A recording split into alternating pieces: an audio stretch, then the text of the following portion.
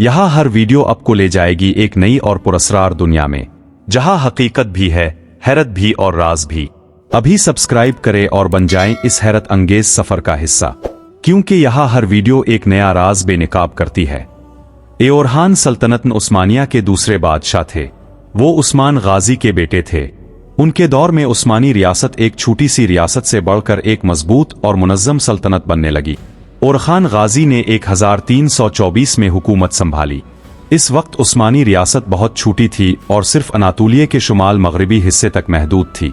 उन्होंने अपनी बहादुरी और समझदारी से रियासत को फैलाना शुरू किया। उनकी सबसे बड़ी कामयाबी 1326 में ये शहर बाज़ंता सल्तनत के कब्जे में था। इस फतह के बाद उस्मानियों का पहला बड़ा दारुल हुकूमत बन गया। यहाँ से रियासत का निज़ाम ज्यादा मजबूत और मुनज़्ज़म हुआ। ओरखान गाजी ने फौज को भी मुनज़्ज़म किया।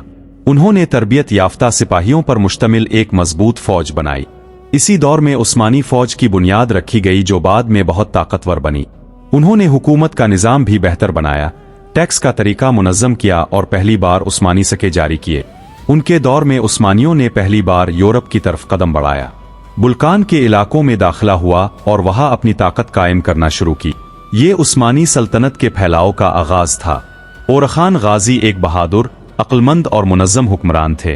उनकी क़ियादत में उस्मानी रियासत एक छोटी सी कबायली हुकूमत से एक मजबूत सल्तनत बनने लगी। उन्होंने मजबूत बुनियादें रखें जिन पर बाद में पूरी सल्तनत खड़ी हुई।